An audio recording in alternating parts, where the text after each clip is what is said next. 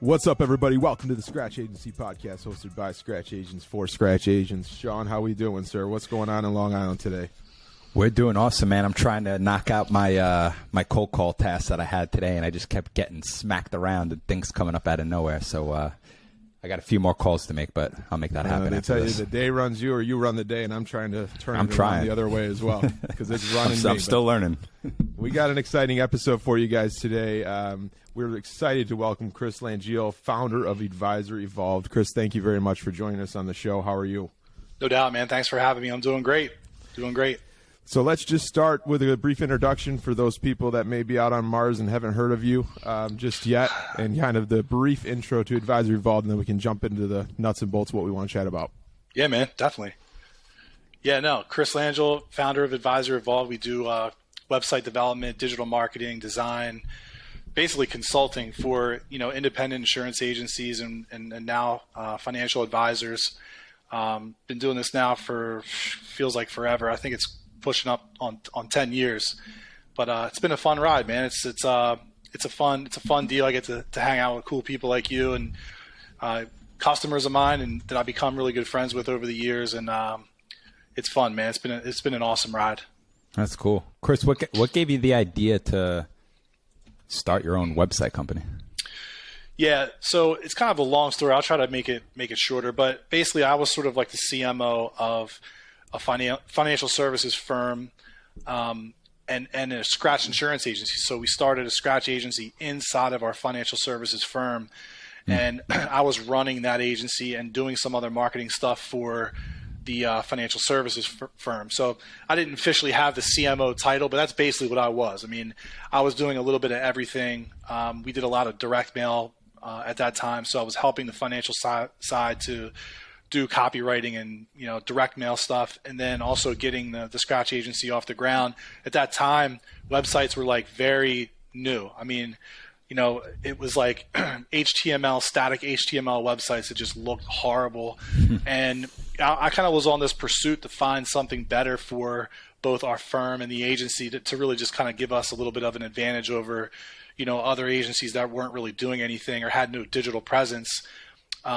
We had a very forward-thinking broker-dealer behind our financial services side at the time, and they were very good marketers.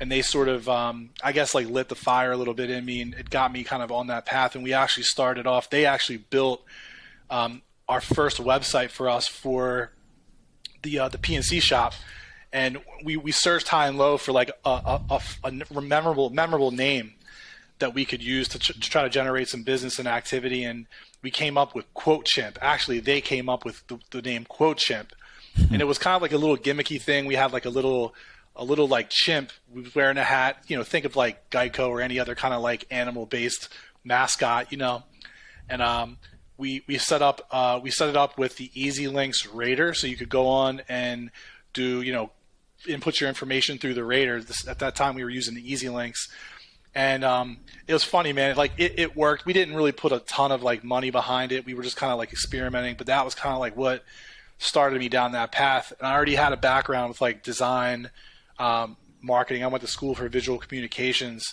So like I'm a very right brain person. I don't even know how the hell I got into the insurance space. It just kind of happened. And but this was always kind of like my deal, like being creative, designing, consulting, that kind of thing. So I built a couple different websites on the side. I started messing around with WordPress. This is back when WordPress was like mostly a blogging engine, and you really had to hack at it to get it to function as like a full-blown business website. Now it's an incredibly flexible and modern tool now. But at the time it was like I had to figure a lot of stuff out on my own. What the hell is HTML, CSS, JavaScript? So I kind of self-taught myself, how to do that stuff, how to write out, simple code. And then as WordPress evolved, it became a little bit easier, and you didn't have to do everything so manually. But yeah, man, built the agency website, built the financial services firm website. And I was talking to one of our clients, Josh Lipstone. He's a good friend of mine, and he was like customer number one for us. And I remember he was like our first paying customer, and I remember telling him what our price was. He was like, well, how much is the price? And it's like, you're afraid to like, you're like, man, are they going to think it's too high or what? And I was like, it's $150 a month. We have a setup fee, but I'll help you out with the setup fee. And he was like, done. Where do we sign up? And I'm like, shit, I should have told him it was like $500 a month. Yeah, you know what I mean? But that's kind of how it started. And like, and he just, without me even asking him, like, he started, singing our praises, and like, one thing led to another, and people from various groups would reach out, hey, can you help us out? Like, we love what you do with Josh's site. And man, it just kind of spread like wildfire. And before I knew it, I had 50, 60 customers, and I'm like, going to work, running the agency. And like, at the time I was the only one in the agency. So I was like the chief cook and bottle washer, but also managing this like fast growing business on the side. And I just got to the point where I was like, man, like, I like insurance, but I love design, development, and being creative. So I'm like, once I'm starting to make the same amount of money, I have like a real dilemma on my hands. Like, do I stay in the agency, or do I do my own thing? And kind of like, it just happened on its own, man. Like, and looking back on it, it was like a great, it was just a great blessing, and I was in the right place at the right time. And I've gone through shitty jobs in my life, right? Working at Home Depot, overnighters, 10 at night till 7 in the morning when I was 19 years old. I worked at Happy Harry's, which is like convenience store. When I was like 15, I was a dishwasher. Like, I've gone through like, those like ditch digging jobs as you do when you're a young man, young teenager. And it's like, I always like would think to myself, man, like, I'm better than this shit. Like, where am I going with my life? Where am I going? And like, being in the agency was awesome because it gave me direction and it gave me stability in an industry that has really an unlimited ceiling. But out of that came, the website development stuff, and it's just crazy. It kind of happened out of nowhere, man. So in some ways, like, it was my doing, but in other ways it wasn't. You know what I mean? I love that. I think the super cool thing is that you like noticed the problem and then took it in your hands to fix the problem, right? You're like, especially from like a tech digital type of thing, that's not easy to do. So kudos to you on that. How long were you working at growing the business and still working in the agency? I mean, what did that transition look like when you were in that stage of like, okay, am I going to do this full time? And I ask that because I think it directly relates to some of the listeners of this show that are saying, all right, am I going to go off and start my own? Am I going to start a scratch agency and kind of the similar parallels? Yeah, it's a good question. I mean, I was probably doing websites for 2.5 years before I really was like, man, this could be like a full-time thing. I literally had a Mac computer at my desk, and I'd be on a call with an insurance client, hang up, and do what I had to do for them, and I'd be, also like messaging someone on like Skype or whatever about their website. So it was like wearing two hats every day, and the transition wasn't terrible. Like the guys that were my partners at the agency, the firm, like super tight with them. I didn't leave on bad terms. Like, one of the guys was at my wedding. He was one of my groomsmen. He's like one of my good friends.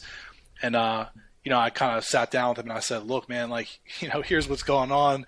Here's, financially, like, where I'm at, on both sides. And like, I said, I'm not going to just roll out. Like, I'm going to give you plenty of notice, man. Like, you let me know when you're ready, and I'll train whoever you want to train. I'll do whatever you want me to do to like make this like a smooth transition. Cause, in some ways they did me a favor. They kind of took me off the street when I didn't have a lot of experience with insurance. Yeah. And they were like, here's an agency, man, like, go ahead, run with it. Like, we'll support you how we can. And, so they did me a big favor. And, looking back on it, like, I felt bad, like, leaving, but at the same time, it's like, bro, you only live one time. And like, you sometimes you have to do things like make those tough decisions for yourself, man, so that you can, do what you were meant to do in life. Yeah. Yeah, that's really cool, man. Tell us a little bit about, so Advisor Evolved, full disclosure. I use them. They're awesome. I'm always annoying Chris with emails at all hours of the night. But Chris, what is one of the, just to bring value to the audience here on the website side of things, what do you think is the most common mistake you see agents make when it comes to their website?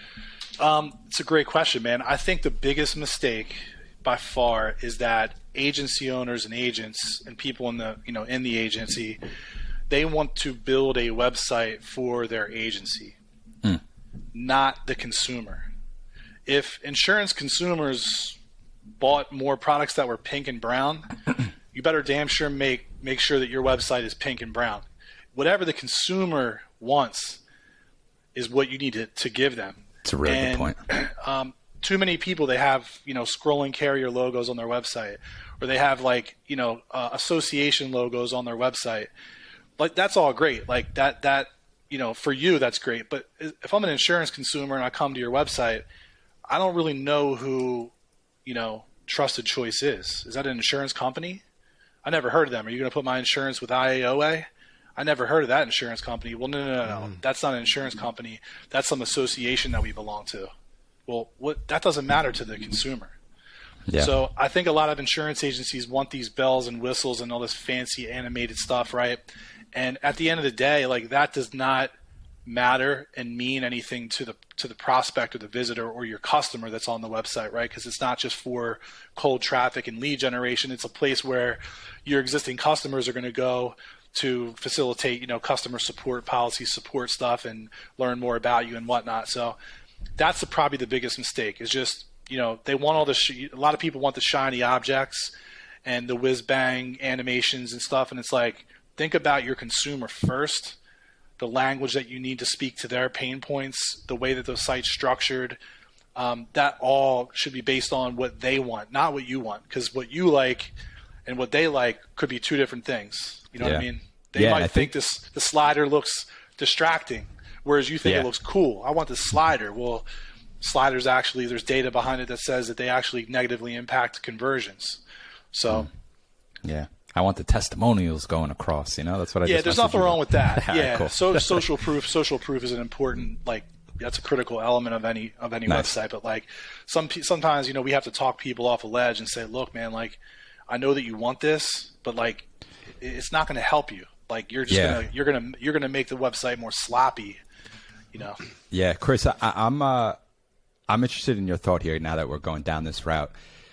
Do you see agents who really have a focused niche have a much better performance on their website? For instance, somebody that does trucking, and you go to their website and it's trucks, and like you said, it's focused exactly on the consumer, Yeah, for sure. I mean, we've seen it go both ways. It depends really on what the niche is, because niche marketing is such a buzzword in our space the last couple of years, and there's good and bad about it. The good thing is, yes, when you can hone in on a specific category, line of business, and build a brand around that, you're going to look like the authority to that prospect or demographic. But if you choose the wrong niche, you can also really decrease your opportunities, because you go to something that's too small. Like, for example, we had a customer who wanted to build a website for church insurance. They wanted to be like the church, nonprofit, go-to. Okay, fine. Let's do some keyword research. Okay, there's 20 people a month that are typing in insurance for churches. Do you really want to build your brand around this with that low of traffic? Obviously, Google traffic is not the only traffic that you can get. You could still build a church website and mail people letters to bring them back to your site, or do email marketing or whatever. But, sometimes you can narrow it down too far where, wow, now your pool of potential customers is way smaller. And if you have some competitors in that niche with you, sometimes that can become problematic, Totally. Yeah, I totally get that. So, one of the things that I think is super cool about the system or about your website product is the different ways that you can set it up to meet the customer where they want to be met. And I think we should dive into some of that. And you talked about, how agencies build the website for their agency, not where their customer is. So if there's people that want to go on and fill out a form, they can do that and fill out every information. If they want to fill out just information and have you call, they can do that with the quote vids, all of that. I think in starting an agency in 2023, if you are not making sure that your systems, processes, and procedures are dialed into meeting that client every stage that they want to be, whether Aunt Betsy wants to be talked to on the phone the whole process, and you can do that, or not talk to a single person and do it all over Gravity forms or whatnot. Long-winded, but I guess my question is, how does the process look like for you guys as a company to stay in touch with like what's coming out and what's working and what's good for the agents and keeping up with that change? Yeah, great question. So I would say like a very effective website is a website that helps before, during, and after the visit, or before, during, and after the sale. Before helps you get found in search results or online. During, the experience that person has as they're navigating your website. Is there a lot of shit going on where they're distracted or confused, or do you have good messaging, good site structure, etc.? After, okay, they filled out the form. Now what? Send them a video proposal that takes them back to your website. Send them a case study that sends them back to your website to further and get them entrenched with your brand, right? To go back directly to your question, dude, we have our ear to the street all the time. There's a lot of stuff that we've thought about rolling out. The thing that our industry sort of plagues our industry is there now more than any other time is there's so much technology in our industry. There's so many tools and software products in insurance now. It's crazy. And the biggest issue with most agencies is, they're only using 10% of the tools that they have. We don't want to keep introducing stuff into the marketplace that's going to be used 10% of the time. You know what I mean? So when we release a new feature or something, we wait and we make sure like this is going to be like a difference maker and people are going to use it all the time. Quote Vids was that, initial release that, that was like 2016 or something. Now several other people have tried to copy it, and that was a big deal. I mean, we have a lot of agencies that use that every day, man. Like, 10 producer agencies down to the one producer, one person agency. Like, it's a critical component of their sales and service process. So, to your question, I would say like we're guarded about what we release. We want to make sure that it serves a purpose and it's not overlapping 30 other tools that they use. You know what I mean? Because me personally, like I would rather release a very basic tool that everybody uses than release some like whiz bang complicated thing that people log in and they're like, oh my god, like it's so overwhelming. What am I doing here? And then they cancel a month later because they're not using it. So we try to build and release stuff that is truly sort of like a utility for the agency. And that we look at some of the components of our website product. Quote Vids, case studies. We actually even a lot of people don't even know about this, but we actually have like a backdoor private like wiki for the agency if they want to put documentation, training material on the back end of their site for producers and whatnot to see on the back end. It's called Agency Docs. That's built into the website as well. We have the pop-ups. People visit a certain page and they see a pop-up that says, David just signed up for home and auto insurance 10 minutes ago. Visitor engagement. So like, really we try to build a Swiss Army knife, not just a pretty looking website. Like tell us to people all the time, they want all this crazy stuff. And we're like, dude, it's not an art project. This is like everything has a purpose. The verbiage you use, the structure, the images, stuff like that. And that's kind of like, we want to make sure that it's a utility tool, not just a brochure site. Well, and that directly correlates with someone starting a scratch agency, right? And people, you hear all the time about the shiny object syndrome, but finding something that is going to help the problem that you're having rather than that looks cool, let me try it out. If you're a one-man shop, there's different challenges that you're having if you're a four-man shop and you have, whatever, especially through your scratch agency journey. So I think it's, as I'm listening to you answering that question and walk through each of those processes, for those who are listening, it's the exact same thing when starting an agency. What should I be doing here to meet the customer? What should I be taking the time to bring something on? Just like you said, you take the time to make your, feature releases. So I think that's interesting. Yeah. And the thing too, right, is like when you're a scratch agent, and we all been there. It's like you'll take any opportunity you can get. Oh, you have 2 accidents. Let me quote your insurance. But the most important thing is like you need to be able to sell. Your close ratio needs to be like 95+%. you got to close people because you don't have the volume of opportunities coming in that an established agency does. So any scratch agent or young, agent that's in like their first couple years listening to this, that's like, man, like, we looked at Advisor Evolve and like we didn't, the $150 a month is kind of like, an expense we can't. Dude, listen, $150 a month is $1,800. What kind of commission do you need to make $1,800? Probably one customer. You get one or two customers from your website or from a quote vid, it pays for itself for life. Our fee is recurring, but so is your commission. So that one customer every year rolls over. It's breaking you even on our costs.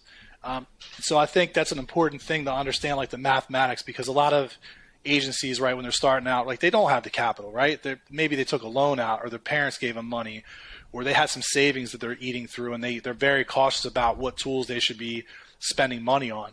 Some of them, they don't even have an AMS yet because like that's $300-$400 a month.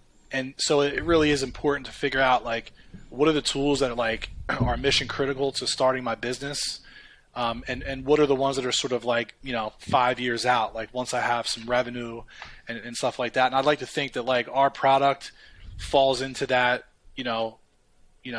category of like, dude, like we have to have this. It's 2023. You got to have a website.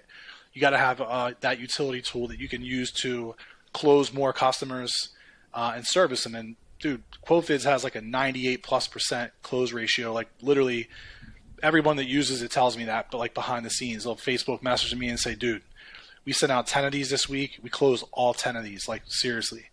So anything that can help you close more and service better, and it's all integrated, like that's kind of a non-negotiable, even when you're first starting out, in my opinion. Well, and think too, from a scratch agent of building that foundation.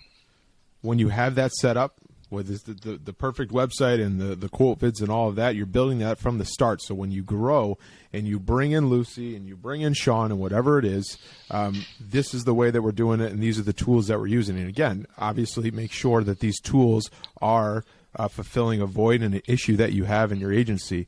But I think that's just a really good point there. Shawn, what do you think about that? Because I think, I always tell everybody that Shawn and I are on the same escalator, but on different steps. So I'm 8 months in. He's coming on about 3 years. And I mean, Shawn, you've gone through a couple of years of kind of having all right, I can invest more into that. I'd be curious what your thoughts are. As far as what? Bringing on new tools, finding what that. Yeah, so I honestly, I feel like that's only something I got better at as time went on. And I feel like I only got better at it maybe a year ago.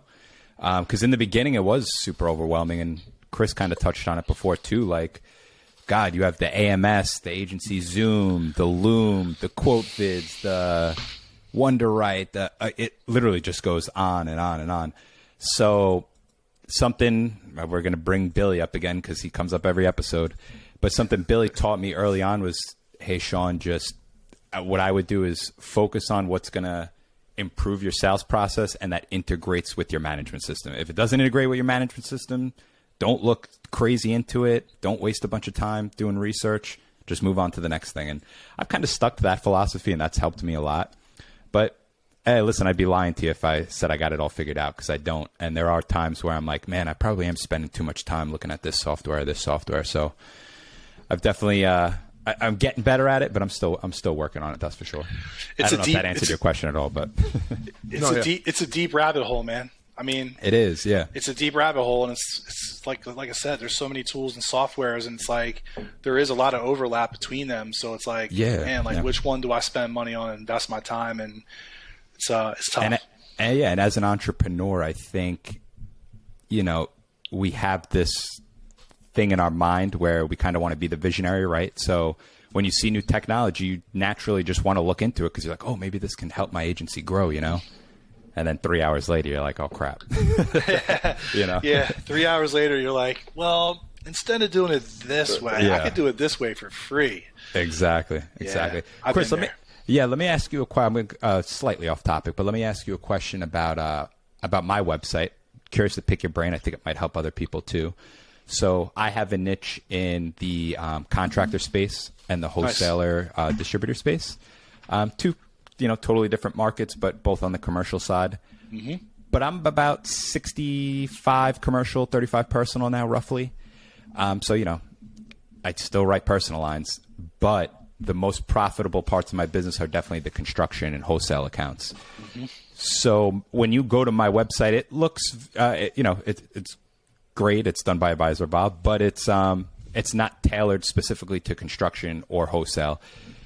And it's more of like a generalist website, I would say. Do you think that is the better route to go in my case because I'm doing a little of everything? Or do you think it would actually be better to have it built around just contractors because that's the thing I'm trying to go after the most? Does that make sense? Yeah, I think it's the former. I think you have to speak to the demographics that you're serving, even though your split might be what it is. I mean, maybe one day it's like 80-20 commercial to personal. Yeah. But, if you're still writing personal lines, like you still need to speak to that Gotcha. audience and demographic. But you can, and this is not to plug us, but I mean, I can show you this like off camera at some point, but you can plug in a contractor's landing page in 2 seconds. It's already built out on your site. Just it's all point and click where you can activate it and just change the copy that's on the page, throw it in your navigation menu, and all of a sudden now you have, a marketing asset for the wholesale stuff and contractor stuff and whatever. So there's a lot of ways where if you wanted to, we could design things in a way where you're speaking to both audiences, but on the same page under the same brand. So makes sense. A lot of people, to your point, everybody wants to split everything off. They want to create this whole other brand around this one niche or vertical. There's nothing wrong with that, but that's a lot of work, right? It's a new brand. It's a new logo. It's all new social media accounts. It's all new email accounts. It's all new, you got to file a DBA. It's not just, turning it on. There's like other work involved behind the scenes. So sometimes like for, a guy like yourself who's still in the infancy stage in the grand scheme of things, it's like keep everything together, maybe fire up a landing page and, you can be, serve yourself very well just by doing that. That makes sense. So staying on that topic, Chris, if you can, let's walk through kind of what it looks like for you and your team of developing a website for an agency. So you got someone that's listening to this and like, man, this is what I need. What does that process look like for you, and what does that process look like for them? Yeah, man. So it starts off with a demo. We have our onboarding guy. His name is Anthony. He's like, consider him sort of like my business partner. He does a demo just to kind of answer some low-level questions. And then if and when the client's ready to go, they sign up, and then we do an onboarding call. So our project manager, we have 2 project managers at the moment. Whoever gets assigned to internally will reach out, schedule a call, and basically interview the client. Hey, what is your commercial to personal split? How do you do business? What other technology are you using? Are you using a mobile app? What CRM are you using? Because we want to know all these things so we know how to tie it into the website, because we can integrate with a lot of different tools. So we basically do an interview, and then based on what the client tells us, we do our best to really customize the site around them, around their brand, the products they want to feature, the way that they want to service their clients. Some people don't want a contact form on their contact page. They want it to go straight to a calendar, or, they want to send the client directly to a carrier service center. So, I've heard people say like behind the scenes, oh, it's just a template. It's a template. No, it's not. We're building a custom site around each individual client. Any website, by the way, in existence, doesn't matter who builds it, especially agencies like myself who are building websites in mass at scale for, hundreds of people. Every website starts from some type of templated system. Like if we had to hand code every individual site, we would be charging $50,000 a site, and no one would sign up with us because it would be way out of the price point. So for people that say that, it's really sort of a dumb thing to say. But back off my soapbox, it's definitely, it's an easy process. The prospect really, or the client, we need their logo files. We need some headshots if they want to put, have their team page in order. And it's pretty a smooth process. I mean, we tell people it takes about 20 business days, give or take. Sometimes it takes way shorter than that if they have everything to us on time. I'm not going to lie. Some people sign up with us and they ghost us. And for a month, we're like, hey, can you get us your logo? Can you get us your headshots?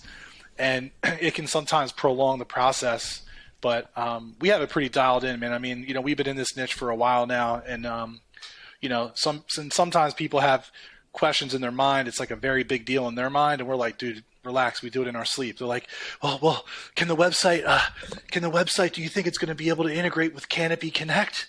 And we're like, yeah, like, dude, we got you.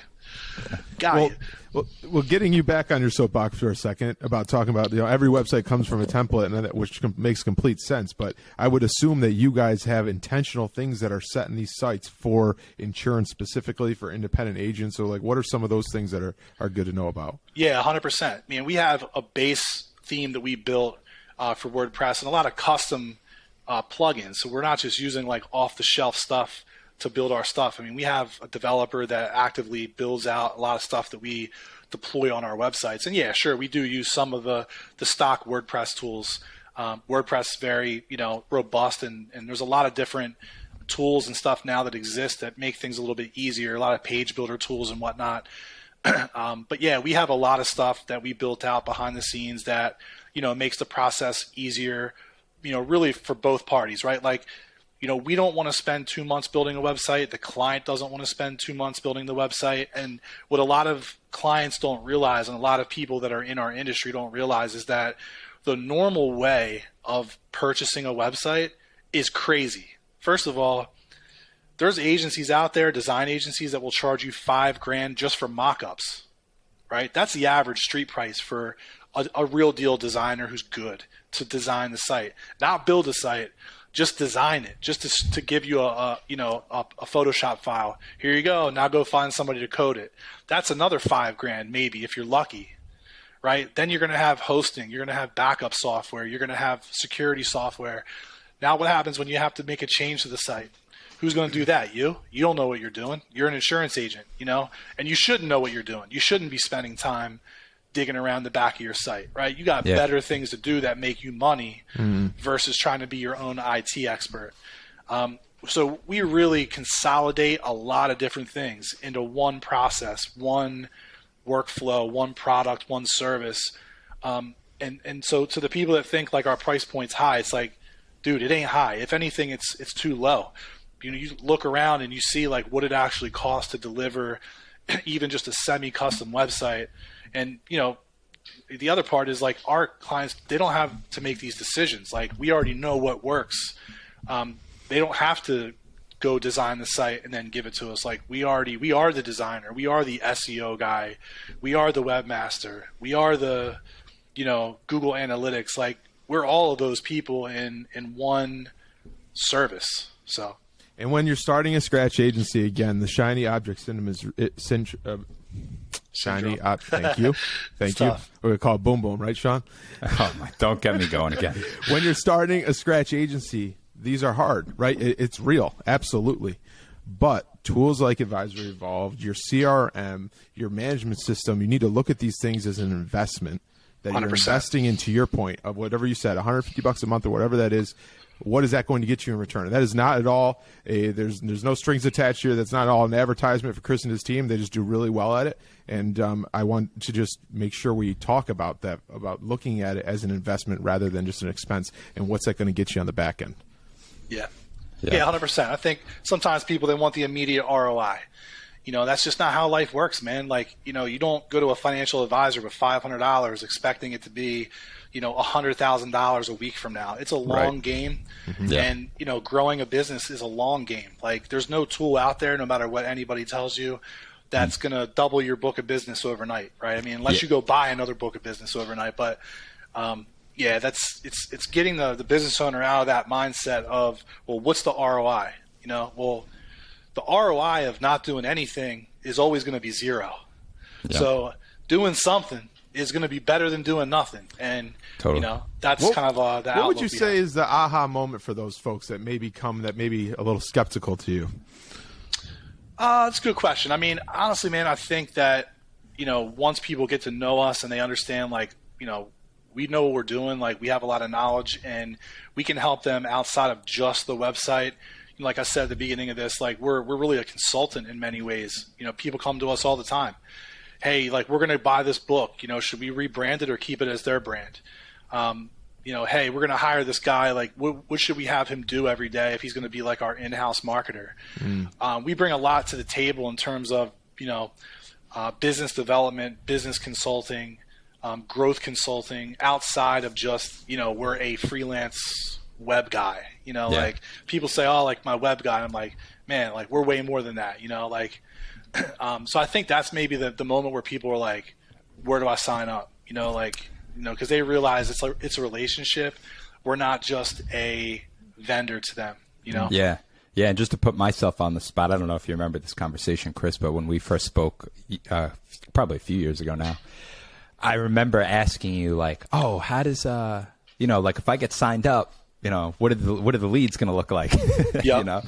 And I remember you saying something along the lines of, you shot it straight with me. You're like, it's not that easy. It's a long game. You got to constantly update your blog. And then you gave me a bunch of like different bullet points and like homework to do. And I remember that just being super helpful. Yeah.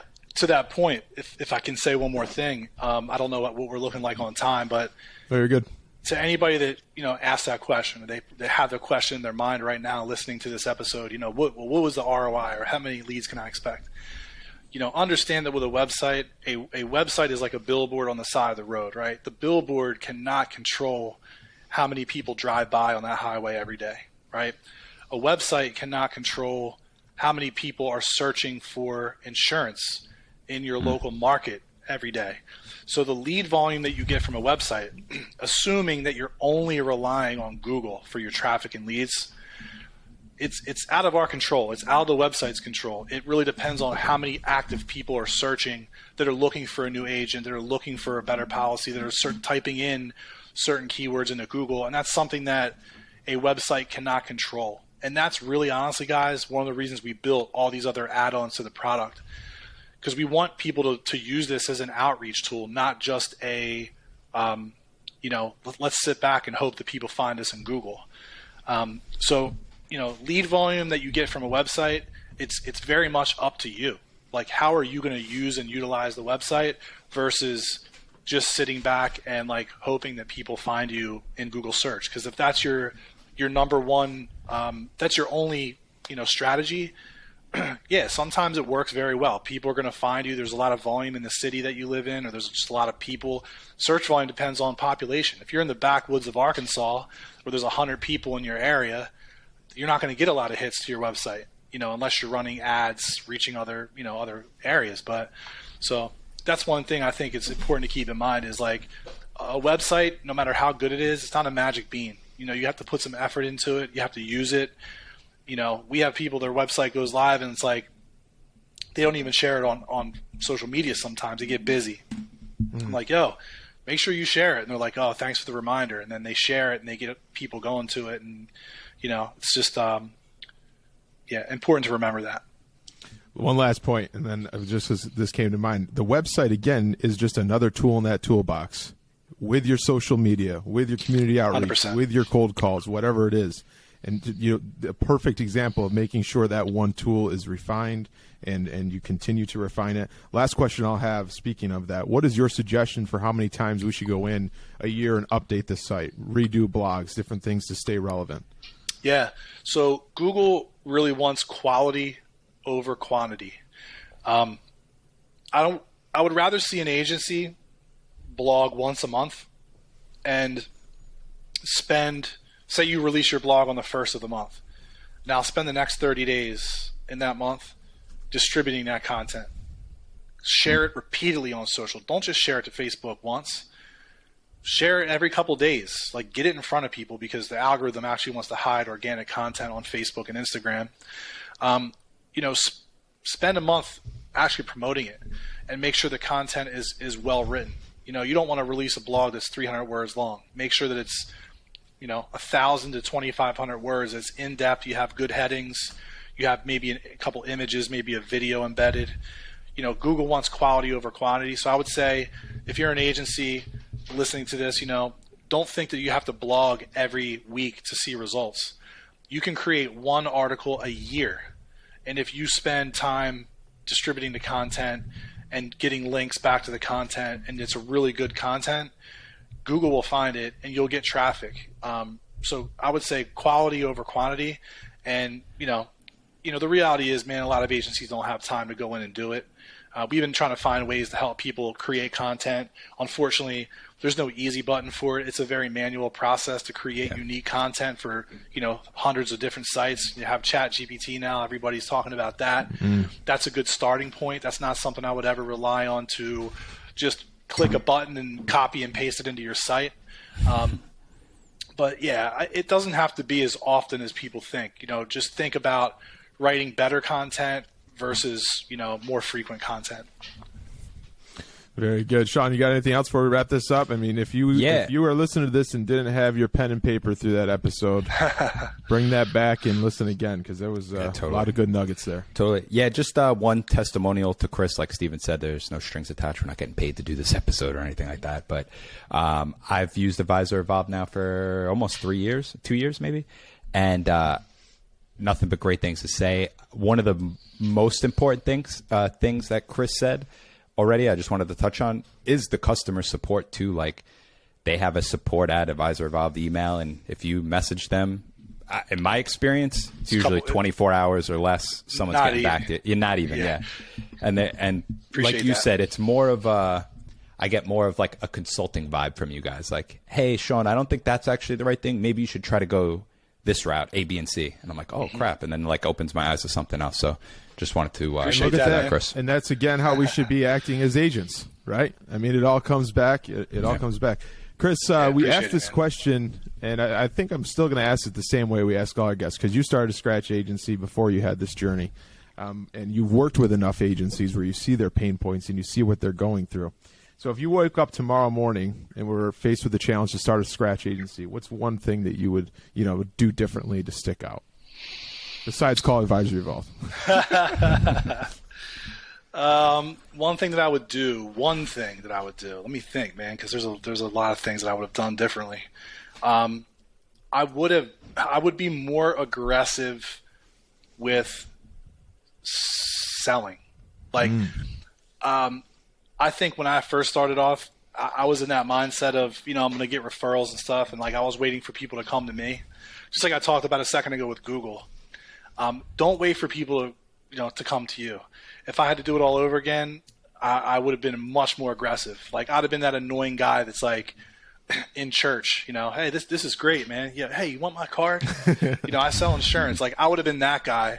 And just, everybody that I know that's like that, and I know a couple people that are like just that guy, like no matter where you're at, hey man, let me do this, or I sell houses, or I'm they're all very successful people. And I just realized that in thinking through that question, they're all very successful. My one buddy's a realtor, my other buddy actually is an insurance agent, and they're both wired like that, and they both have a ton of business. So I would say I would not wait for people to come to me. I would go out and just be a beast, man, whether that be, networking, cold calling people. I know it sucks, but it does work if you do it right. Cold emailing people. If you're in a niche line of business, trucking, churches, don't wait for them to find you. Buy a list and go after them, I think, just to respond to that, I think there's a difference between being that guy and being that guy who knows that they can help somebody and have the correct service, 100%, correct, processes and whatever. But Chris, why don't you just plug more where they can get in touch with you if someone's listening to this and want to connect with you or just follow along the journey or whatever that might be. Yeah, thanks, man. So it's advisorevolve.com, and you can email me, chris@advisorevolve.com. I'm on Twitter. It's Langille does, and I'm trying to think. That's it, man. I'm kind of like low key on social. But yeah, I would say definitely check the website out. And if anybody that's listening, you guys have questions, with us, man, there's no pressure, man. Like, if you have a question and you're not ready to buy yet, like, we'll still jump on a call and try to help you as best we can, man. Because we know it's tough out there, man. It's a competitive industry. And it's not easy starting a business in any industry, much less in the insurance space. So happy to help anybody that's listening. Well, we appreciate you joining us. Everybody, I'm going off script right here, and I'm waiting to see Shawn's face if you're watching YouTube. We have breaking news here on the Scratch Agency podcast. Mr. Fitzgerald and I have been having a little competition recently. Okay, who can get to the most? Who can get to 100 Google reviews the fastest? And for those who are watching YouTube, he's pulling out his phone right now, and he surpassed me. He surpassed me on Monday. I was at 64, and he was at 65, and he sent me a nice gift with a NASCAR doing a big donut, thinking he was celebrating. I'd like to report that on this podcast, T5 Insurance got their 69th 5-star Google review. So, Mr. Fitzgerald, you better get a Google account for your daughter there or something to catch up. Hey, Chris, let's hop on a call after this and get some advice. And Chris, maybe that's something you can help him with. I don't know. Yo, ChatGPT, can you leave me 100 reviews? Oh, there you go. All right. All right, everybody. That's another episode of the Scratch Agency podcast. Thanks for joining us. Do us a favor, like the show, share the show, and subscribe. Most importantly, remember to dig down deep, believe in yourself, and own your own future. We'll see you next week. Take care. Thank you so much for listening or watching that episode of the Scratch Agency podcast. We really hope you enjoyed it, and we hope to see you next time. If you have any questions, you could reach out to myself or Steven on Instagram or LinkedIn, and we'll see you next week.